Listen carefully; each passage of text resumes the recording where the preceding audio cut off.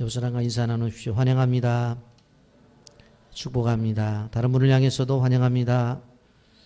축복합니다.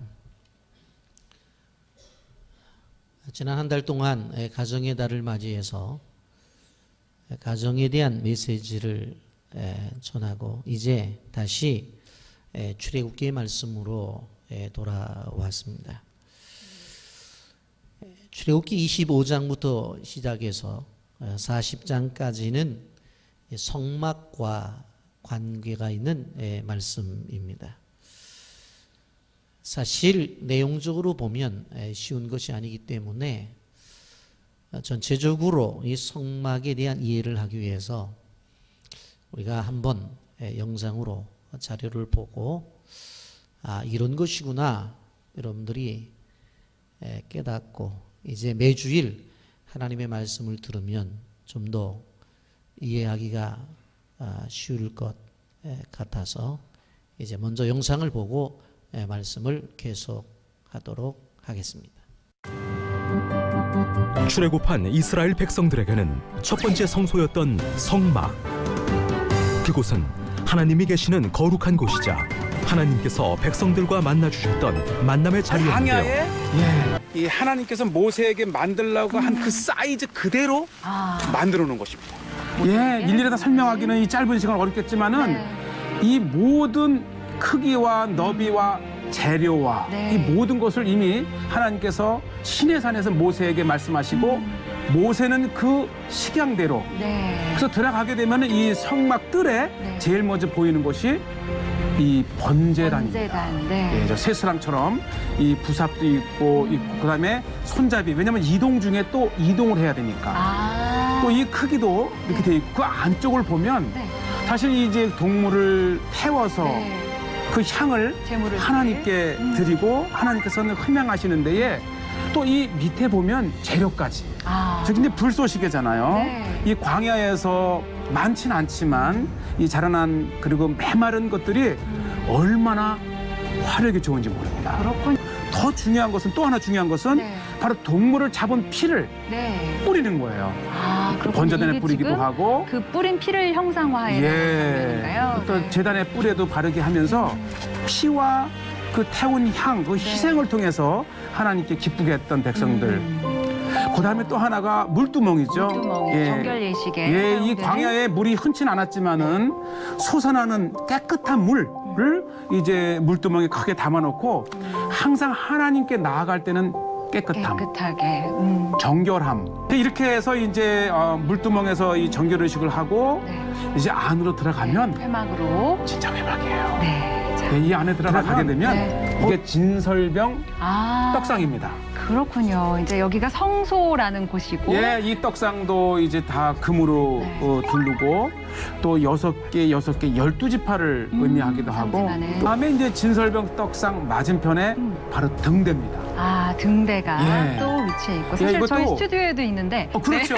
이 살구나무 꽃 모양을 가지고 받침과 이 모든 것이 이 이제 출애굽기 25장 6장에 보면 자세하게 참 하나님이 된 게 굉장히 세심하세요. 그렇죠. 그 모양 하나하나, 크기 또 재료 하나하나까지 다 알려주시는 거니까. 그렇죠. 그리고 이제 마지막으로 이제 이 휘장을 지나 지성소로 들어가기 전에 또 이게 분향단입니다.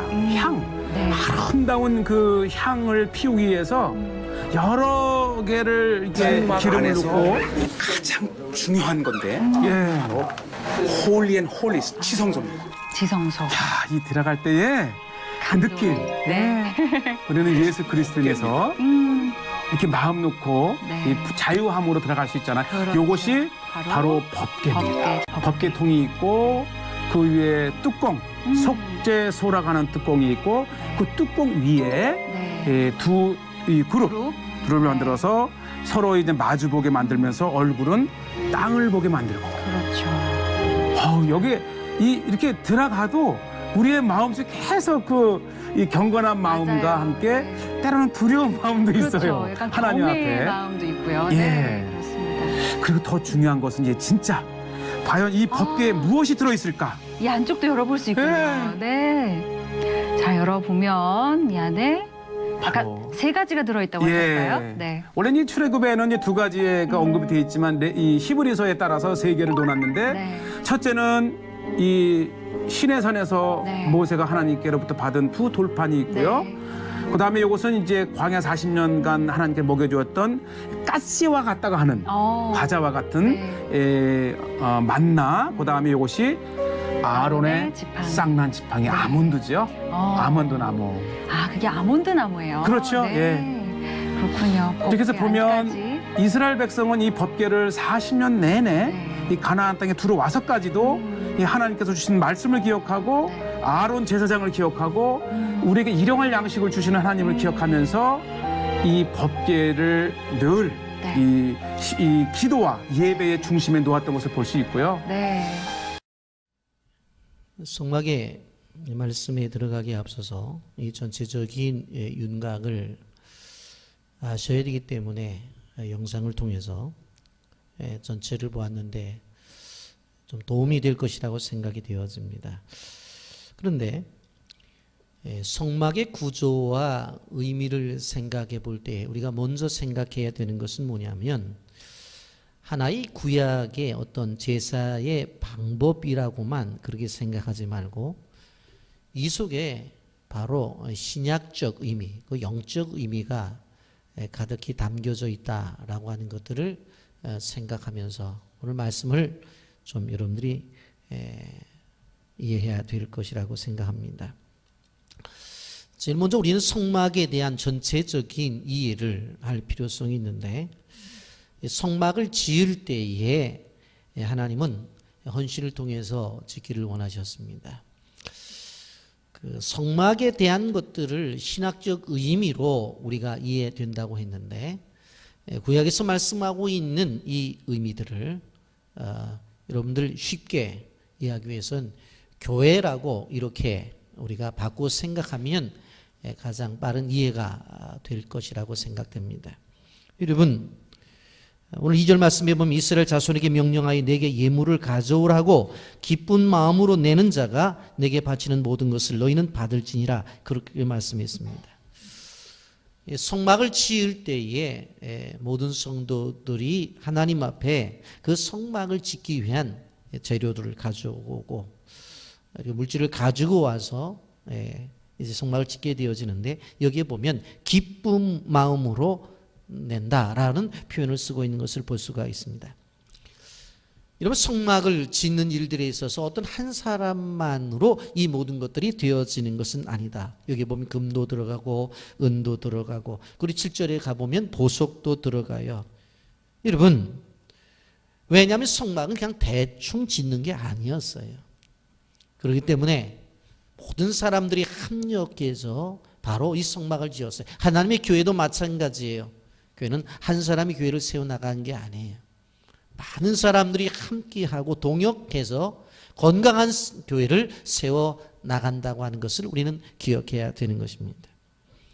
여러분 우리가 8절 9절을 볼 필요가 있는데 8절 9절에 이렇게 말씀합니다. 내가 그들 중에 거할 성소를 그들이 나를 위하여 짓되 물은 내가 내게 보이는 모양대로 장막을 짓고 기구들도 그 모양을 따라 지을지니라 그랬어요.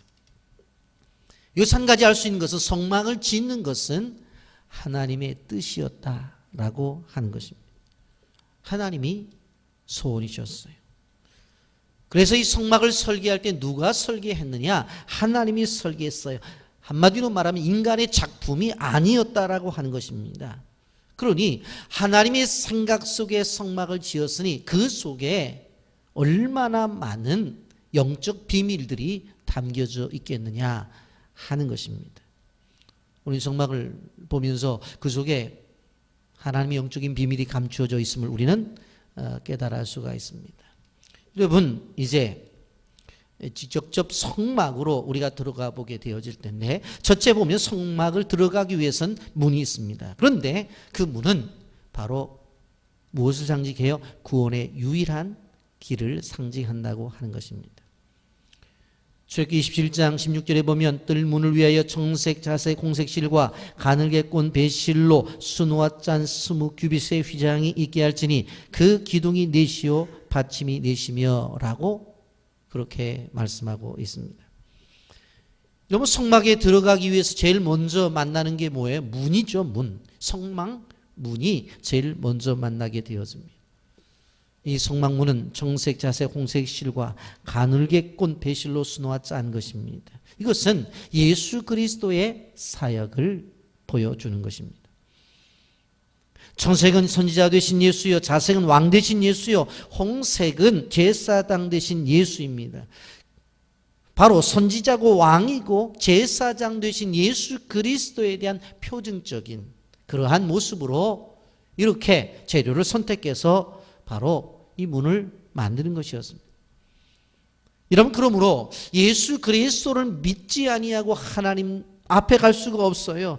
그래서 주님이 요한복음 14장 6절에 이렇게 말씀했습니다. 예수께서 이르시되 내가 곧 길이요 진리요 생명이니 나로 말미암지 않고는 아버지께로 올 자가 없느니라. 아멘입니까?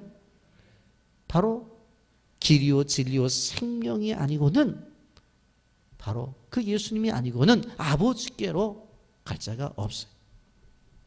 사도행전 4장 12절에 이렇게 말합니다. 다른 이로서는 구원을 받을 수 없나니 천하 사람 중에 구원을 받을 만한 다른 이름을 우리에게 주신 일이 없음이라 하였더라. 다른 이름을 가지고 구원을 받을 만한 이름이 없어요. 오직 하나 이름, 예수님의 이름만이 바로 하나님 나라 갈 수가 있는. 그래서 주님은 요한복음 10장 7절에 그러므로 예수께서 다시 이르시되 내가 진실로 진실로 너에게 말하노니 나는 양의 문이라. 예수 그리스도라는 문을 열고 하나님 나라에 들어갈 수 있는 것이지 다른 것 가지고 들어갈 수 있는 길이 없다라고 하는 것입니다. 다른 것으로 넘어가는 자는 절도의 강도라고 그랬어요. 여러분, 성막을 열고 들어가기 위해서는 오직 유일한 길, 신약적인 표현을 쓴다면 예수 그리스도예요. 그럼 요즘 신학적인 사상 가운데서 자유주의 사상의 종교다원주의라고 하는 사상이 있습니다. 이 사람들은 뭐라고 말하냐면 천국을 가는데 불교도 갈 수 있고 힌두교도 갈 수 있고 무슬림도 갈 수 있고 다 갈 수 있다고 하는 겁니다. 그냥 세상을 살아가면서 착하고 선하게 살게 되어지면 다 갈 수가 있다라고 하는 거예요. 서울을 갈 때도 승용차로 갈 수 있고 전철을 통해서 갈 수도 있고 광역버스를 타고도 갈 수 있는 것이지 꼭 뭐 승용차로만 가야만 되느냐라고 그렇게 주장을 하는 거예요. 그래서 종교다원주의자들은 길이 많다고 말해요. 그런데 성경은 뭐라고 말해요? 나로 말미암지 않고는 아버지께로 올 자가 없다. 다른 이로서는 구원을 받을 수가 없다. 나는 양의 문이다라고 분명하게 말씀했어요. 여러분, 하나님의 나라에 들어가는 그 길은 오직 하나, 예수 그리스도를 통해서만이 들어갈 수 있다는 사실을 아멘으로 화답하시길 예수님 이름으로 축복합니다. 문을 열었어요. 들어가면 제일 먼저 만나는 것이 번제단을 만나게 됩니다. 출애굽기 27장 1절 2절에 보면 너는 조각목으로 길이가 5규빗 너비가 5규빗의 제단을 만들되 네모 반듯하게 하며 높이는 3규빗으로 하고 그 네모통 위에 뿔을 만들되 그 뿔이 그것에 이어지게 하고 그 제단을 노수로 싸고라고 말을 해요. 문을 열고 제일 먼저 들어가게 되어지면 바로 이 번제단을 만나게 되어져요.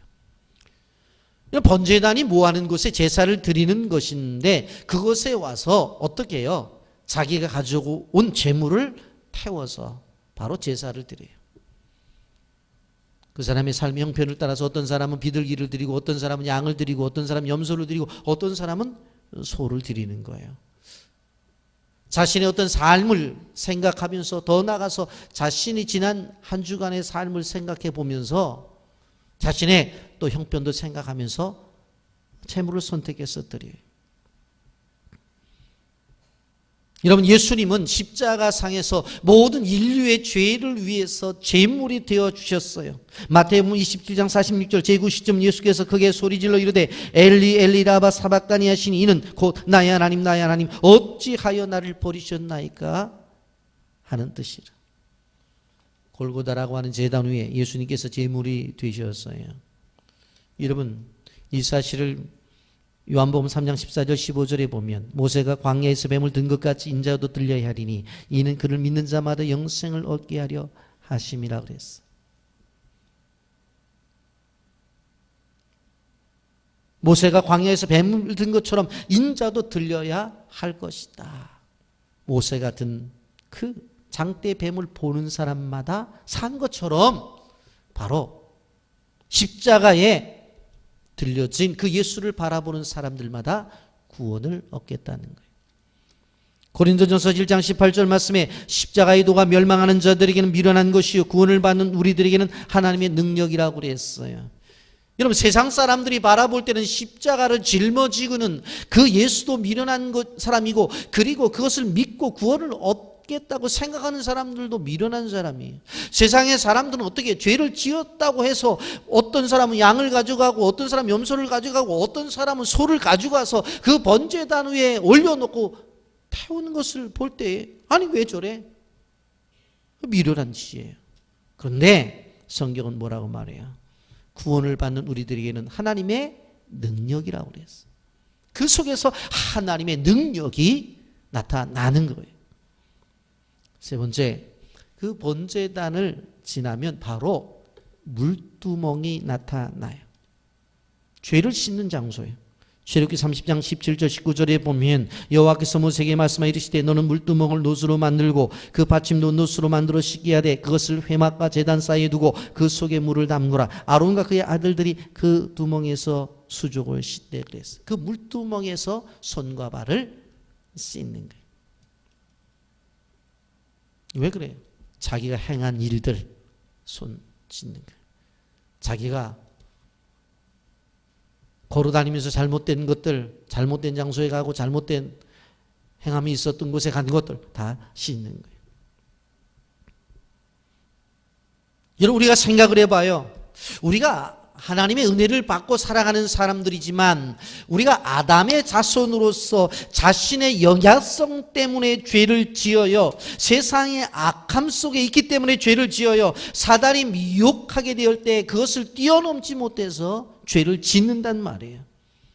그래서 우리 날마다 회개가 필요한 거예요.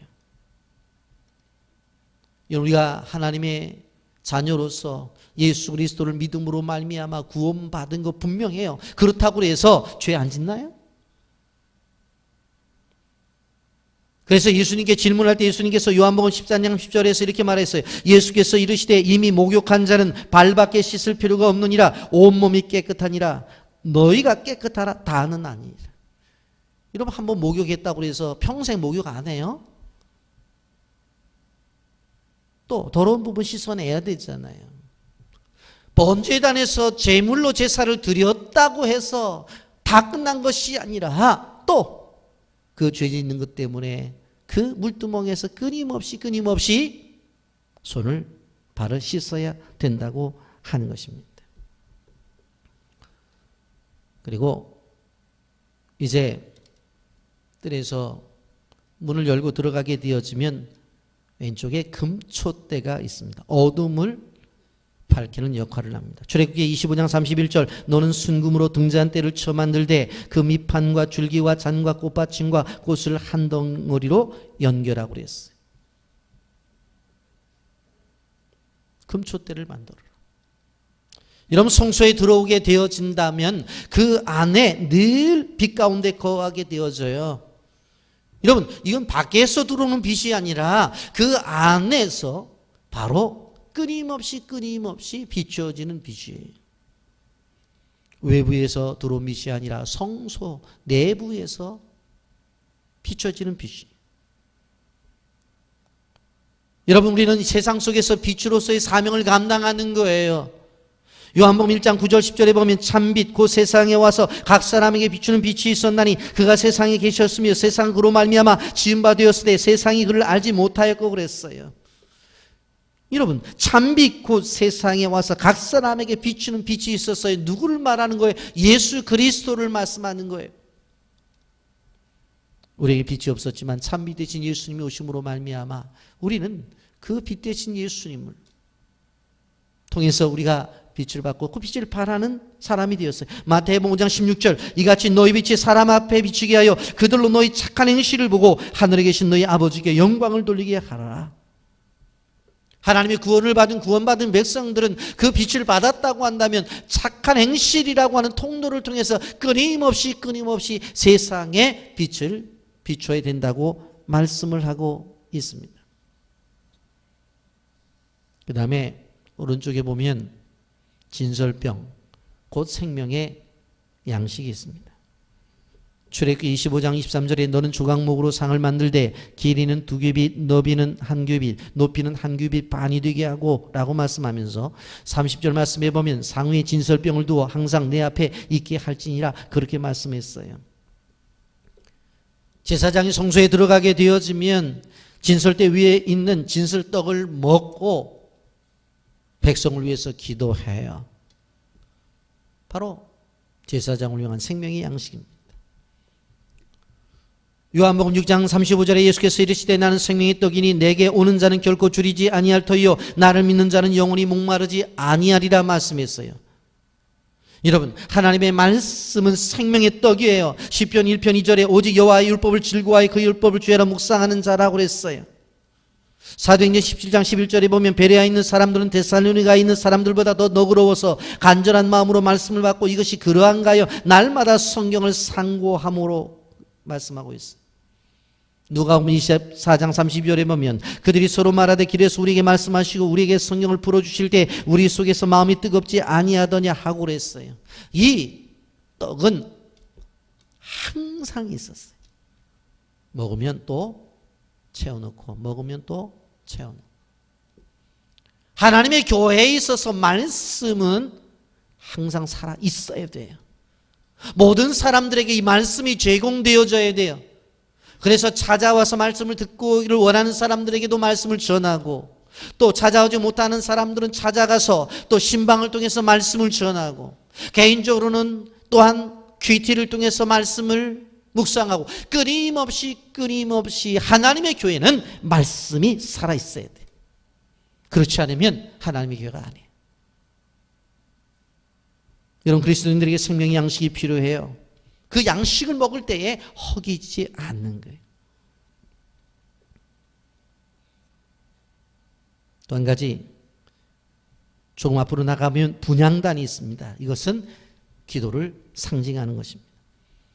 출애굽기 30장 1절에 너는 분향단 제단을 만들지니 곧 조각목으로 만들되 7절 8절 보면 아론이 아침마다 그 위에 향기로운 향을 사르되 등불을 손질할 때에 살을 찌며 또 저녁 때에 등불을 켤 때에 살을 찌니 이 향은 너희가 대대로 여호와 앞에 끊지 못할 것이며 그랬어요.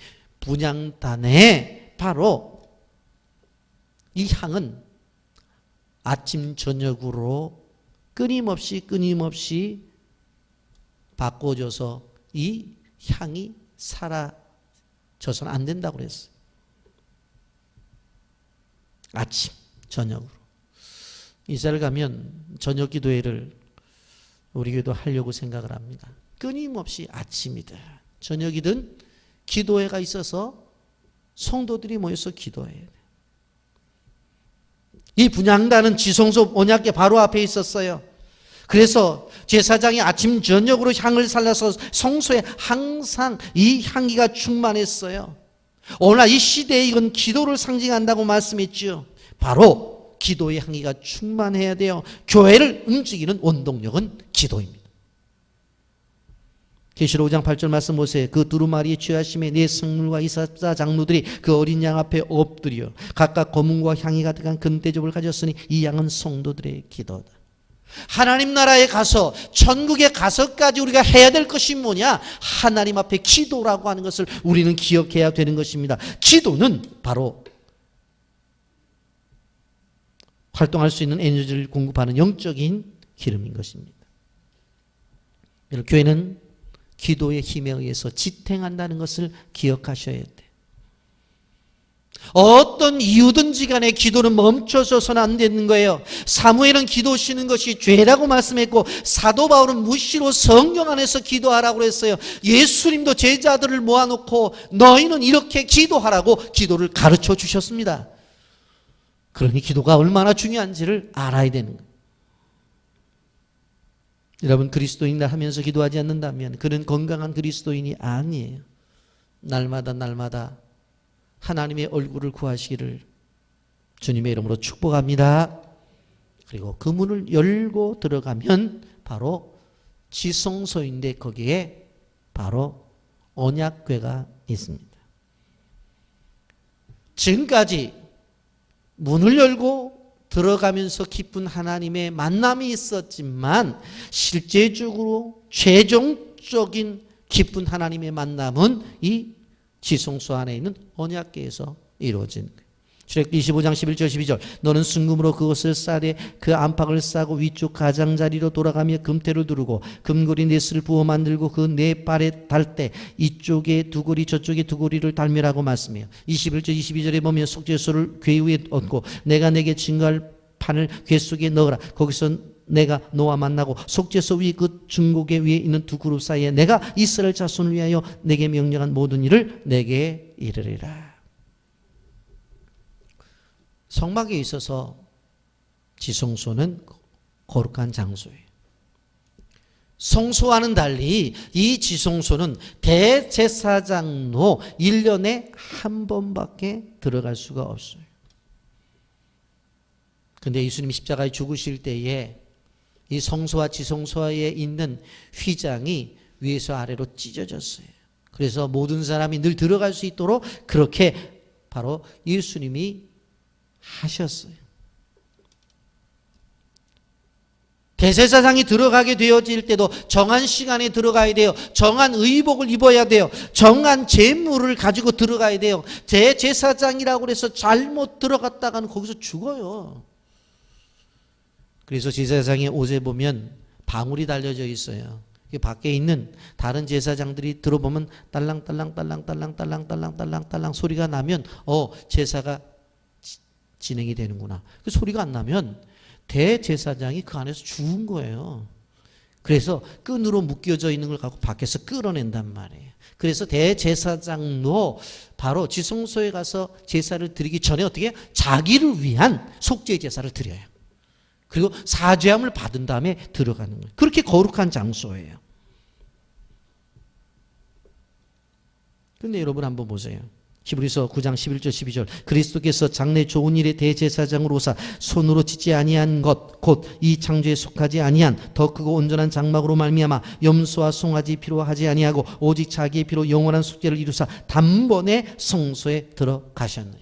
예수님이 십자가에 죽으시고 피를 흘리심으로 말미암아 단번에 들어갔어요. 여러분, 예수님의 보혈의 능력이 얼마나 놀라운 능력인지를 아셔야 돼요. 지금 거룩한 장소에 우리가 들어갈 수 있었던 것도 예수님이 우리를 위해 십자가에 죽으셨기 때문에, 피를 흘리셨기 때문에 우리가 들어갈 수 있는 거예요. 우리는 예수님의 보혈을 의지해서 날마다 그 지성소에 들어갈 수가 있는 거예요. 그리고 나아가 그 하나님을 대면할 수 있는 거예요. 그리고 그 하나님께서 주시는 음성을 들을 수가 있는 거예요. 여러분, 구약시대는 1년에 딱 한 차례 대제사장이 자기를 위한 제사를 드리고 정한 시간에 정한 옷을 입고 정한 예물을 가지고 가서 제사를 드리고 그곳에서 어떻게 해요? 하나님의 음성을 듣는 거예요. 근데 지금은 우리가 주일날도 가능하고 새벽마다 다 가능하잖아요. 왜요? 예수 그리스도께서 우리를 위해서 십자가에 죽으시고 보혈을 흘려주시기 때문에. 여러분, 이렇게 문을 열고 들어가게 되어지면 우리가 번제단을 만나게 되고 그 앞에 물두멍이 있다고 그랬어요. 그리고 성소의 문을 열고 들어가 보면 왼쪽에 촛대가 있고 오른쪽에 떡상이 있고 앞에 분향단이 있다고 그랬어요. 그리고 지성소와 성소에 갇혀져 있는 그 문을 열고 들어가게 되어지면 그 안에 언약궤가 있다고 말씀을 드렸어요. 그런데 지성소 안에 있는 법궤에 대한 부분들을 좀 생각해 볼 필요성이 있어요. 그런데 이 법궤를 만들 때에 어떻게 만들라고 그렇게 말씀했느냐? 10절 상반절에 그들은 종악목으로 궤를 짜대 그랬어요. 이 법궤는 이스라엘 백성들이 가장 소중하게 여기는 그러한 상자예요. 성물이에요. 그것에 하나님이 임재하셔요. 그 위에서 하나님께서 말씀하세요. 여러분, 그 속에 뭐가 있다고 그랬어요? 하나님께로부터 시내산에서 받은 법궤가 그 십계명이 있어요. 그리고 그 속에 뭐가 있어요? 이스라엘 백성들이 광야에서 늘 먹었던 만나가 있어요. 그리고 아론의 쌍난 지팡이가 있어요. 히브리서 9장 3절부터 5절까지 보면 또 둘째 휘장 뒤에 있는 장막을 지성소라 일컫나니 금향로와 사면을 금으로 싼 언약궤가 있고 그 안에 만나를 담은 금항아리와 아론의 쌍난 지팡이와 언약의 들판이 있고 그 위에 속죄소를 덮는 영광의 그룹이 있으니 이것들의 관하에는 이제 난다치 말할 수 없느니라. 법궤는 가로가 112.5cm, 세로가 67cm의 직육면체 상자예요. 여러분, 근데 여기에 보세요. 세 가지가 있다고 그랬죠. 하나님께로부터 받은 말씀, 십계명이 그 속에 있어. 영적인 문제가 그 안에 해결되는 거예요. 또 하나, 광야 이스라엘 백성들이 농사도 안 지었는데 만나가 내려와서 먹었잖아요.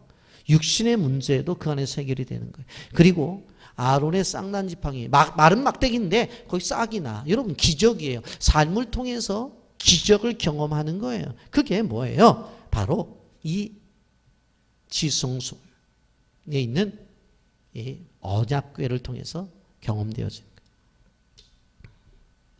근데 이렇게 신령하고 우리의 인생을 책임지는 이 언약궤가 무슨 재료로 만들었느냐?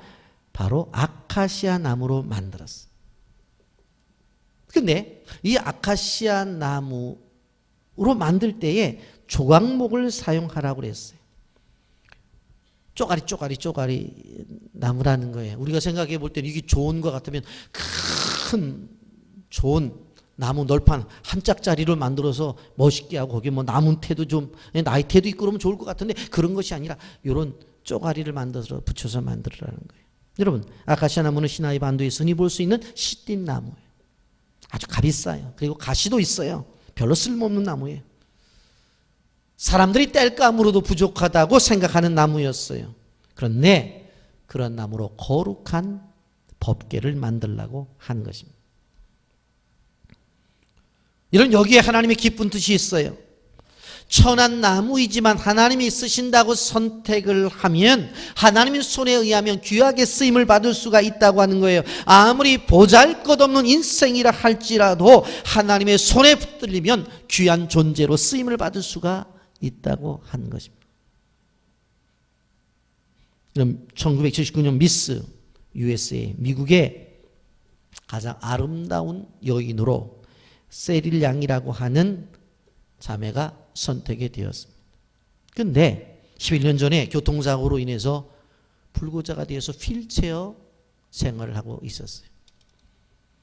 근데 그녀는 그 마음속에 항상 그런 뜻이 있었어요. 하나님, 저를 만드실 때 정말로 아름답게 만들었는데 이 아름다운 미모를 가지고 하나님 앞에 영광을 돌리기를 원했는데 하나님 기회를 주셔야 될 게 아닙니까? 어떻게 내 인생에 교통사고가 나서 이렇게 휠체어 생활을 합니까?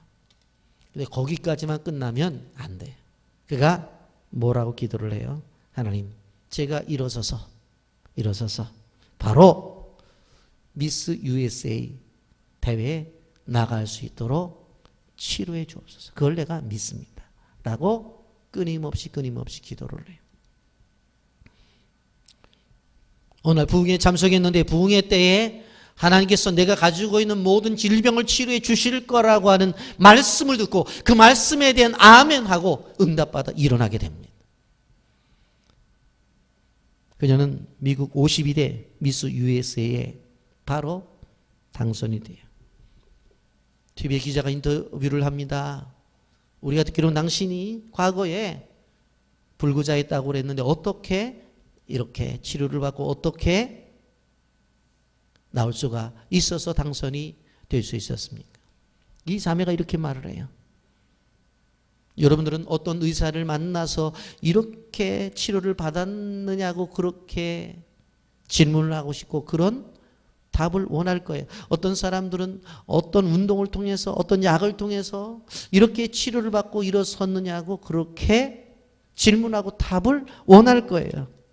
그러나 저의 답은 이것은 하나님께서 직접 나를 통해서 영광을 받으시기 위해서 하신 하나님의 일이셨습니다. 그렇게 텔레비전에서 고백을 해요.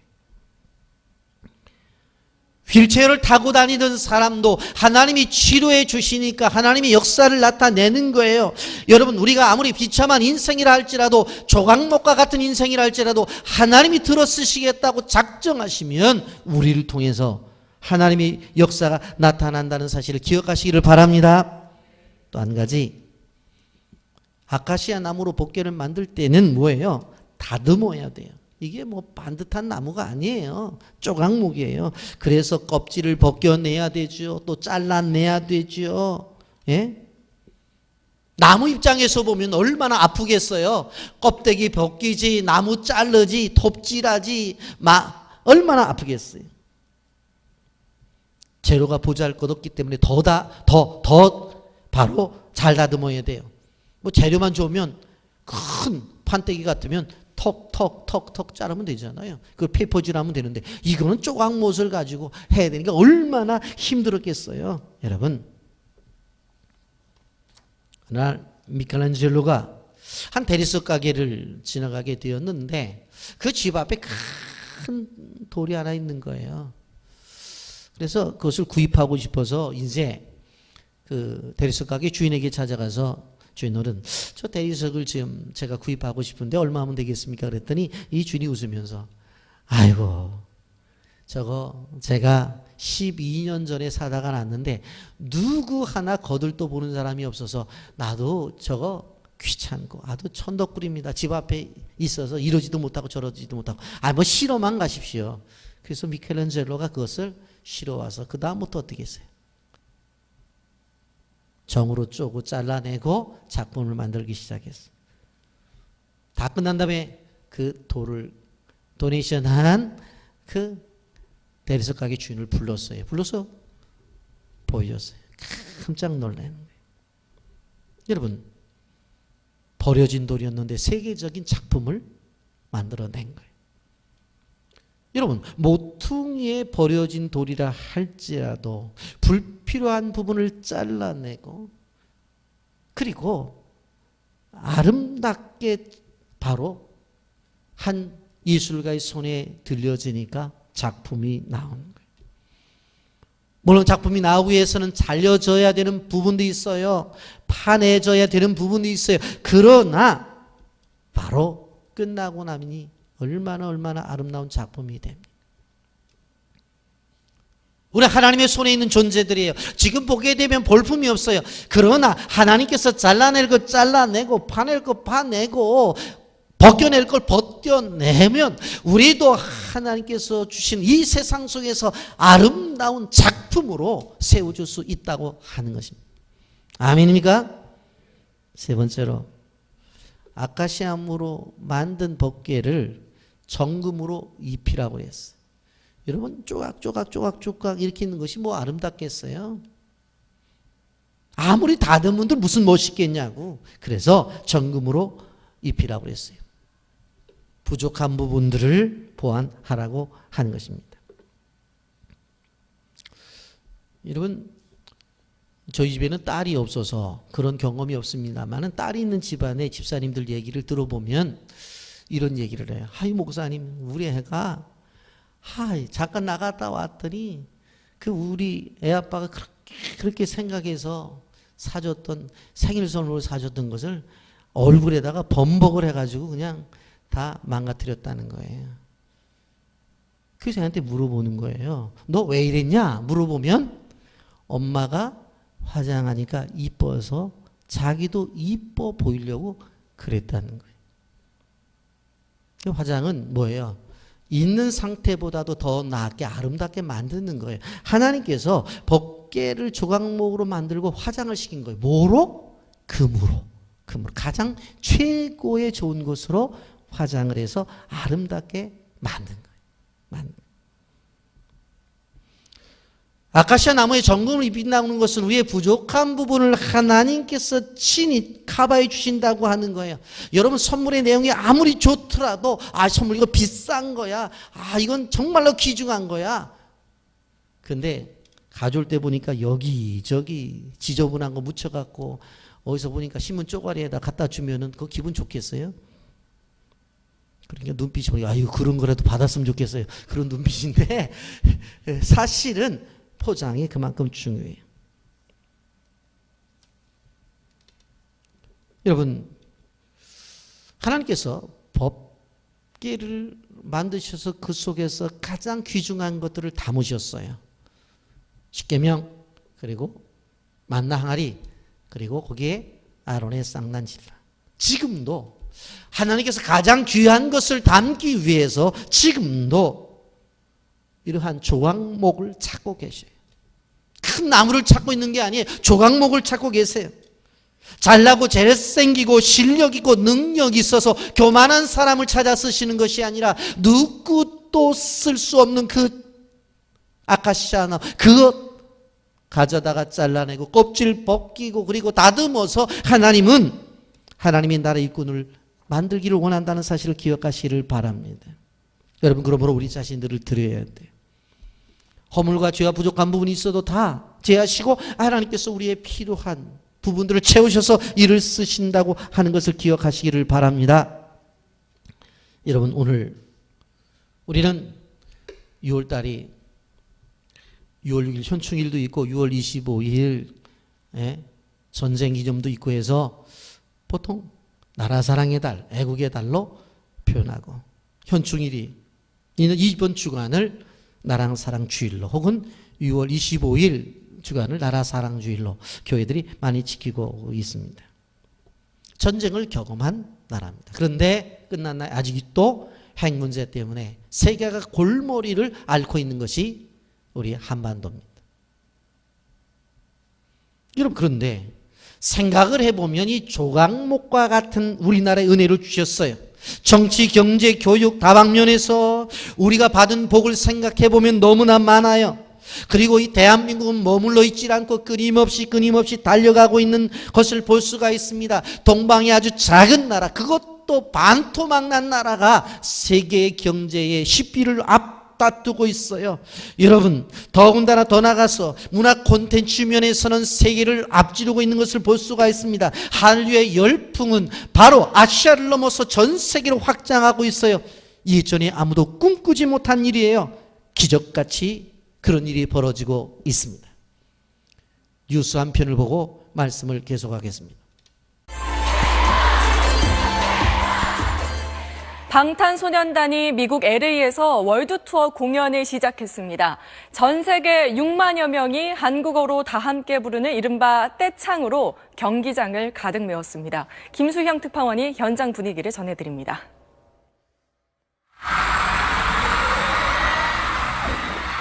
화려한 무대 위로 방탄소년단이 모습을 드러냅니다. 로즈볼 스타디움을 가득 채운 팬들은 응원봉을 흔들며 엄청난 함성으로 K-팝 스타를 맞이했습니다. 방탄소년단은 대형 스크린과 경기장 중앙까지 이어지는 무대를 정교하게 활용하며 이전까지 볼 수 없었던 화려한 공연을 선보였습니다. 멤버들의 작은 몸짓에도 팬들은 환호했고, 특히 한국어로 된 히트곡까지 모두 따라 부르기도 했습니다.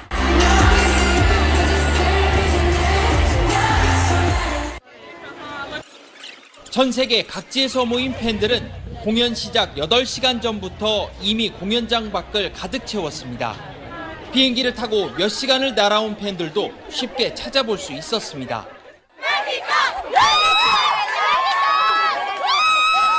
Venezuela, she come from Venezuela. Yeah. Like she come to Malaysia too. Yeah. Come to Malaysia. 자녀와 함께 왔지만 자신이 방탄소년단을 더 좋아한다는 부모도 적지 않았습니다. My daughters got me introduced to it. So, yes, they started listening and I listened and now I'm in love with them too. I think more than them. 주차장 앞에서 아예 캠핑 의자를 펴고 앉아 공연을 기다리는 사람들도 많았습니다. Even my husband, who's not a fan of K-pop, watched the BBMA performance and he said, "Oh my God, those guys have moves." 이곳에 모인 BTS 팬들은 국경과 인종, 언어의 장벽까지 뛰어넘었습니다. 이번 공연으로 방탄소년단은 K-팝이 변방의 문화가 아니라 세계인이 사랑하는 새롭고 참신한 문화의 중심이라는 걸 보여줬습니다.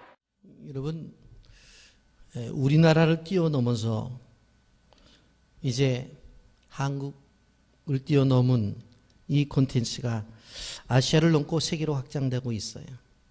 세계 사람들이 한국어로 노래를 부르고 있어요.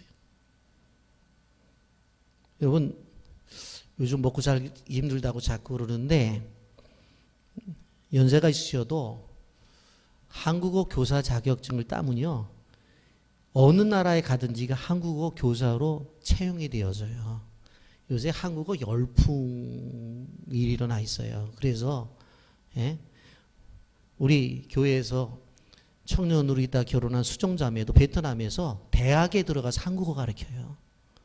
그러니까 한국어 교사 자격증만 따도요, 외국에 나가서 교수 될 수 있어요. 그 정도로 한국의 배경이 좋아요, 여러분. 제가 교회 이사하면은 대학과 연결해서 교회 내에서 한국어 교사 자격증 따는 프로그램을 만들려고 생각해요. 그래서 선교하는 교회인데 해봐야 되잖아요, 보면. 여러분, 이런 일만 있었어요? 봉주라 감독이 칸 영화제에서 기생충이라고 하는, 제목도 좀 잘 정하지, 기생충. 그런데 올해 최고의 상인 황금 종려상을 타잖아요. 여러분, 이미 한국은 최강을 달리고 있어요. 그렇다고 한다면 한번 생각해 봐야 돼요. 어떻게 생각해 보면 아카시아 나무 같은 우리나라예요. 어떻게 보면 조각목과 같은 민족이에요. 그럼에도 불구하고 왜 하나님이 이렇게 만들어 주셨느냐, 그 속에 깊은 뜻이 있는 거예요. 여러분, 꼭 기억해야 돼요. 세계에서 선교사를 가장 많이 파송했던 나라들을 통해서 하나님이 들어 쓰셔요. 영국이 선교사를 가장 많이 파송했던 때에 바로 그 나라를 세계는 뭐라고 그랬어요?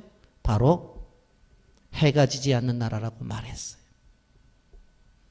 이런 미국의 선교사를 제일 많이 파송하는 때부터 세계를 지배하기 시작해서 지금까지 지속되어지는 거예요.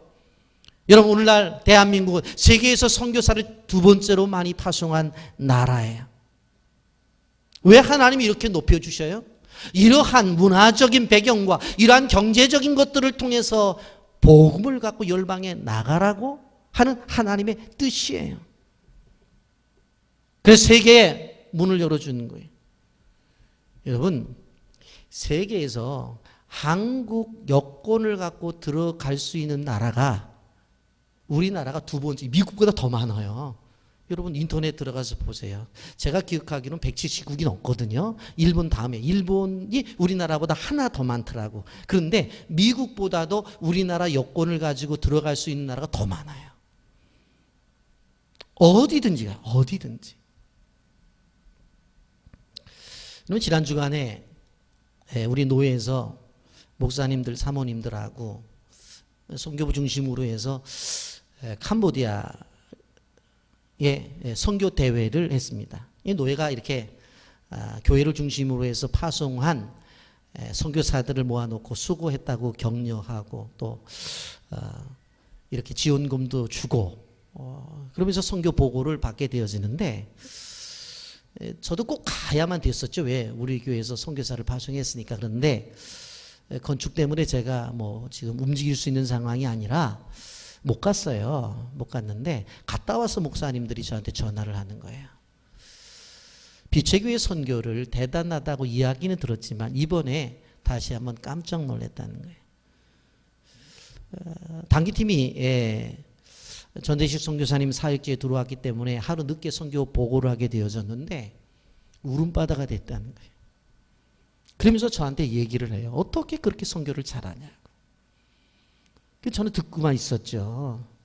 왜요? 그랬더니 선교사가 사역 보고를 하게 되어지는데 보니까 다들 푸놈펜에 있는 거예요. 푸놈펜에. 그런데 아시다시피 우리 전대식 선교사가 있는 데는 푸놈펜에서 차로 10시간을 올라가. 그 큰 도시에 한국 사람은 선교사님밖에 안 살아요. 아무도 안 살아요. 한국 사람은. 그리고 시엔입에서 다리를 놓아서 이제는 거기서 가면 제가 볼 때 한 8시간 걸려요. 그런데 베트남 국경 그 지역에 가서 사역을 한다. 어떤 목사님 물어봤어요.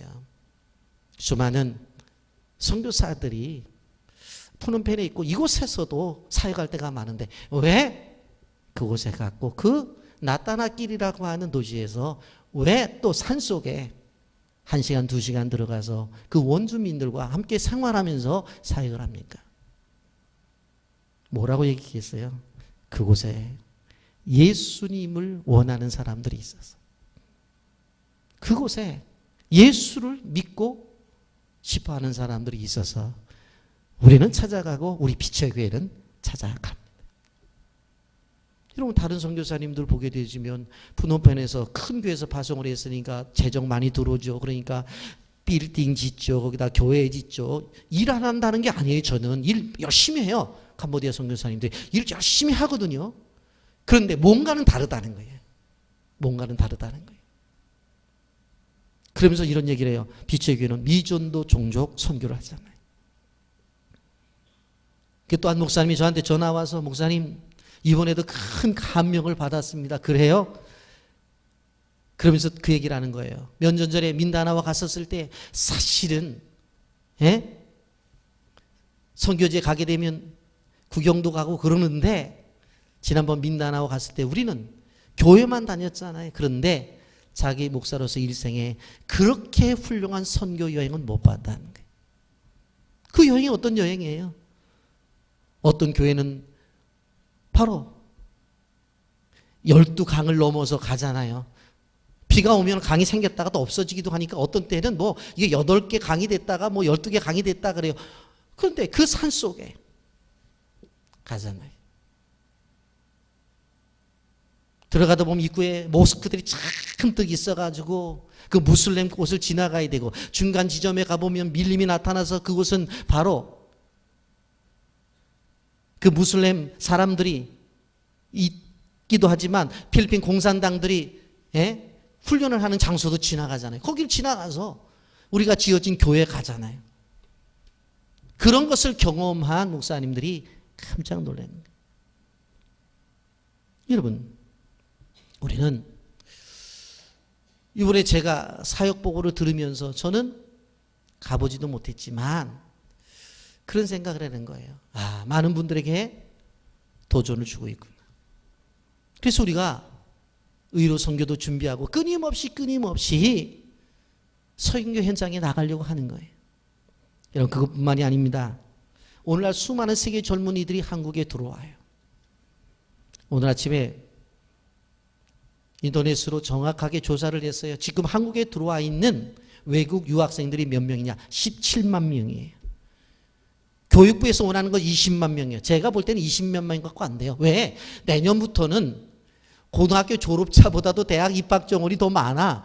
대학에 들어갈 수가 없어. 대학이 다 무너지게 생겼어요. 그러니까 교육부에서 어떻게 외국 학생들이라도 데려다가 입학을 시키지 않으면 대학교 다 문 닫아버려요.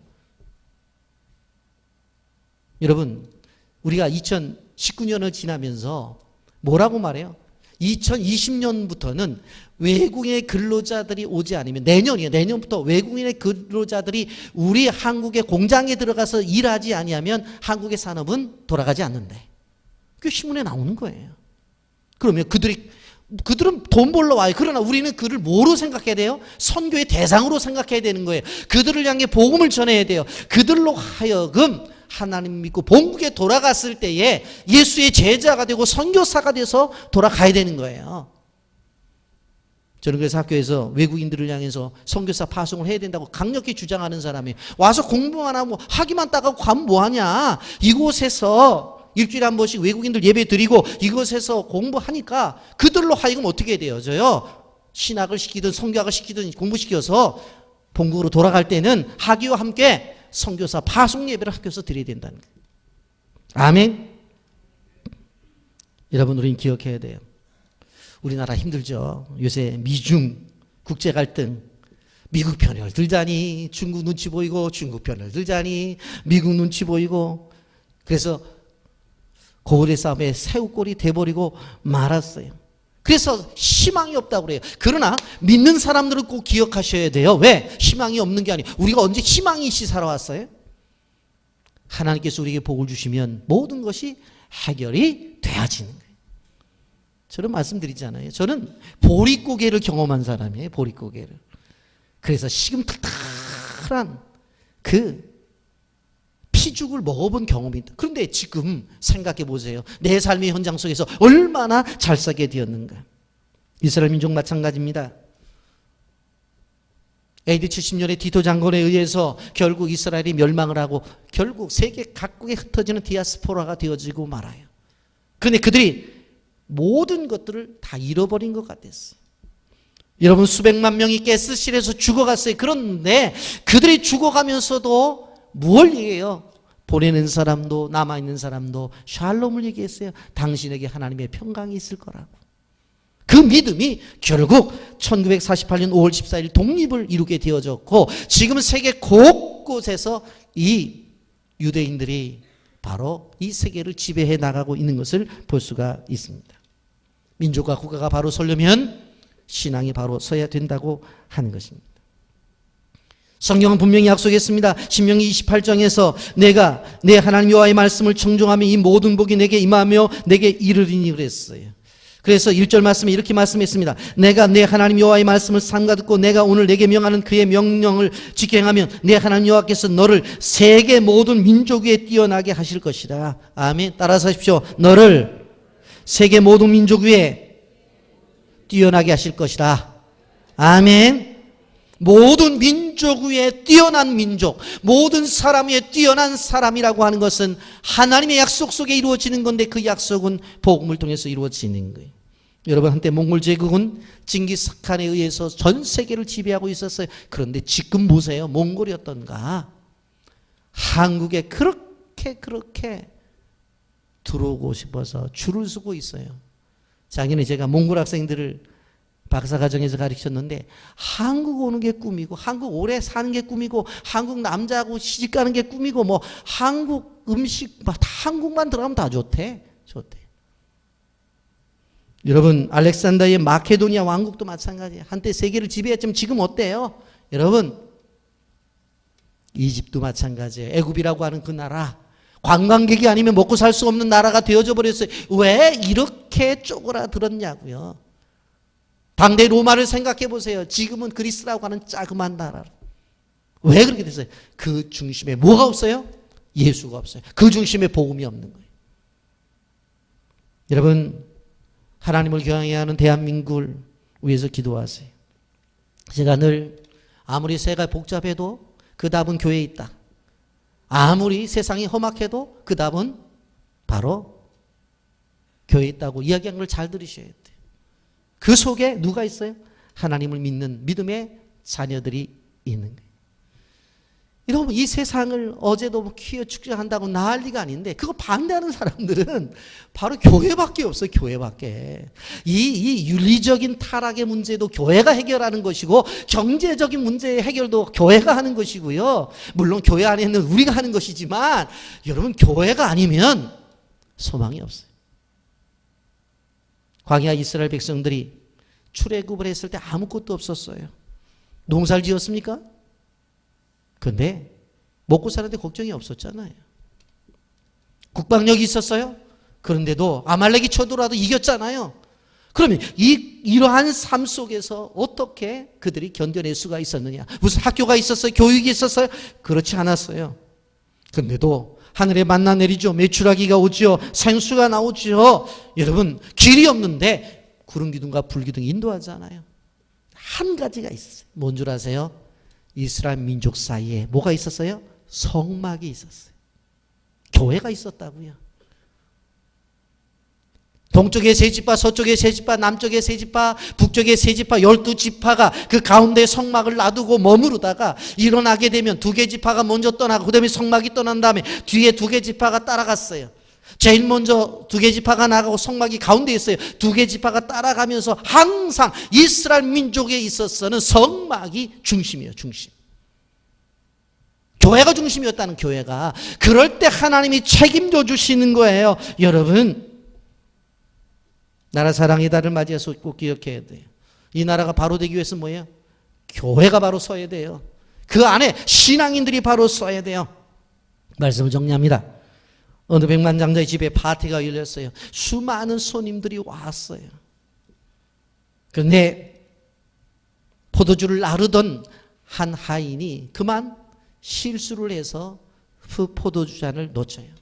쨍그랑 소리와 함께 그 포도주가 그 깨끗한 벽에 다 튀었어요. 얼룩져 버린 거예요. 주는 화가 났어요. 그러면서 그 사람을 나무랬어요.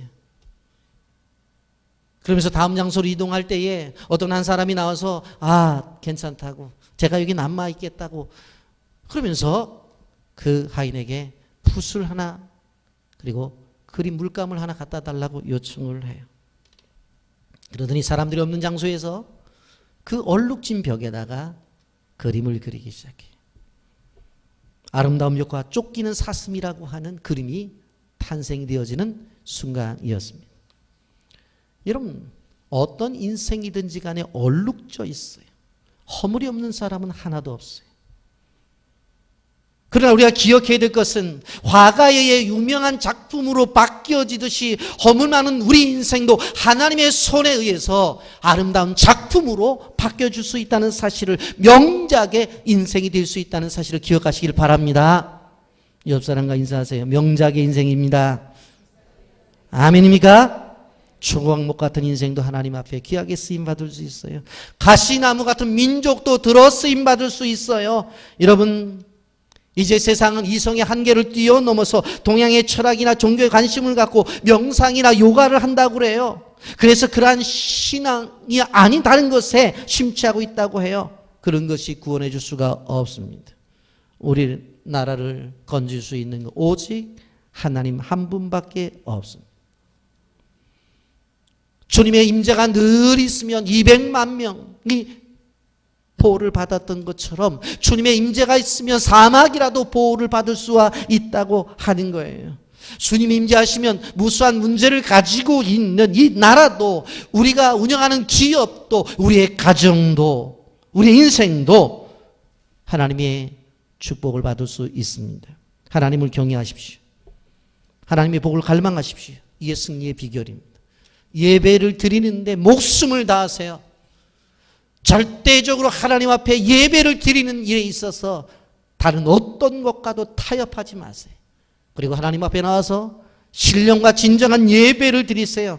성막을 중심으로 광야를 생활을 이겨냈던 신앙의 공동체처럼 우리는 빛의 교회를 중심으로 해서 이 어려운 광야 생활을 이겨내는 신앙의 공동체가 되기를 예수님의 이름으로 축복합니다. 아멘. 거룩하신 하나님 아버지, 은혜와 사랑을 감사합니다.